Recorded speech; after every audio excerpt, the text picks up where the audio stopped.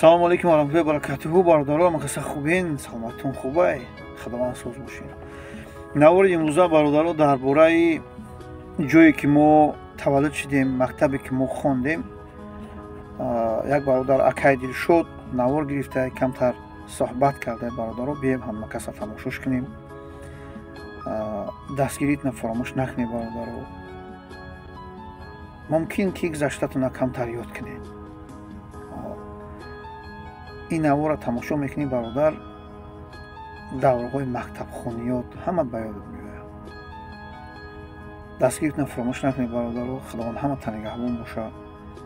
дар ҳаққи мо дуогӯ бошед. марҳамат, рафтем тамошо кунем.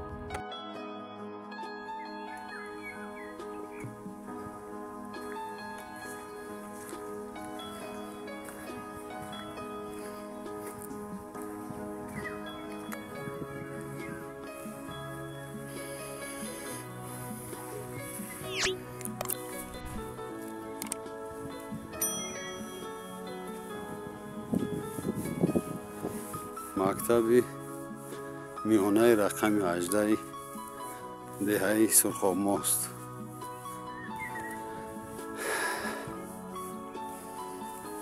ин мактаб дар вақташ дар сатҳи ноҳия бисёр машҳур буд ва яке аз беҳтарин мактабҳои ноҳия ба шумор мерафт.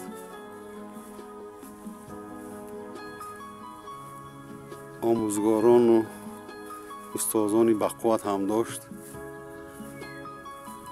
хусусан директори мактаб, худованд раҳмату мағфиратш кунад, муҳтарам Аслонов, ки бисёр марди масъулиятшинос ва сахтгир ҳам буданд,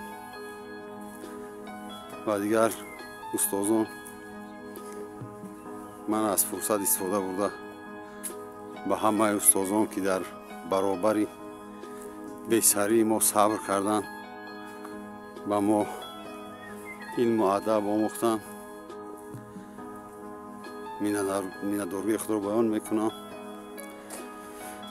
ва ба эшон умри дарози пурбаракат таманно дорам. ин мактаб тақрибан 52-53 сол умр дошта, соли 1973 фаъолияти худашро оғоз кардааст ва аз он сол то ин дам садҳо нафар ин макони маърифатро хатм карданд. албатта ҳар нафаре ки ин даргоҳро хатм кардааст, ҳар як ваҷаб замину ҳар як метр бинои ин мактаб дар хотираш нақш бастааст ва ҳар тарафе ки нигоҳ мекунӣ хотираҳои ширин, умедҳо, орзуҳо ба ёдат мерасад. албатта он солҳо ҳамаи мо орзуҳои ширин доштем ва боварӣ ҳам доштем, ки орзуҳои мо ҷомаи амал мепӯшанд, бехабар аз он ки зиндагӣ бисёр пастиву баландиҳо дорад ва ҳар нафарро бо роҳи худаш мебарад.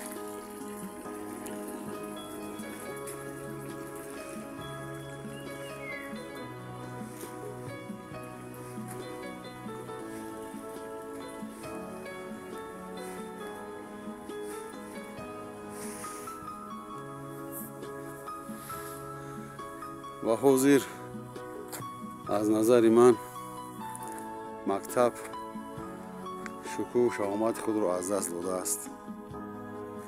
сабаб кӯч бастани деҳаи сари мост аст, ки тақрибан 60% хонандагонаш аз ҳамин деҳа буданд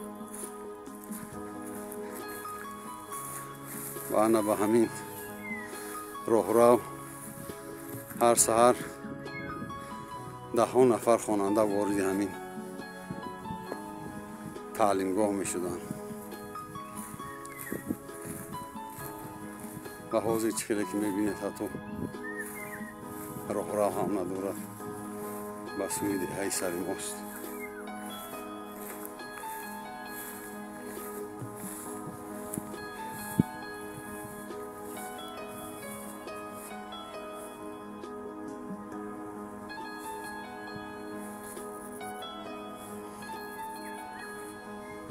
به هر حال این مکتب برای ما بسیار عزیز است و هیچگاه از خاطر ما نمی رود، چون که 10 سال مهلتی کم نیست.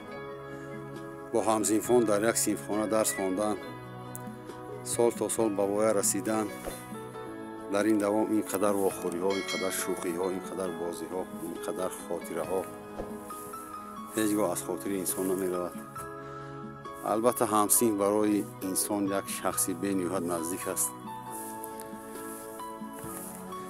خیلی که یک خویشی نزدیکت رو میبینی، همسین فت رو بینی همچنان است.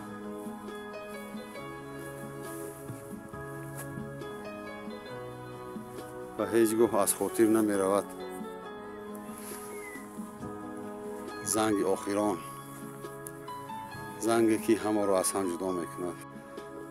خیلی که گفتن زنگ آخر برد ما رو هر کجا از هم جدا، تا هنوزم گریه زنگ جدایی در دل است. بعد از این با دعوت زنگوله حتی لحظه نزد مکتب خانه ما را جمع کردن مشکل است.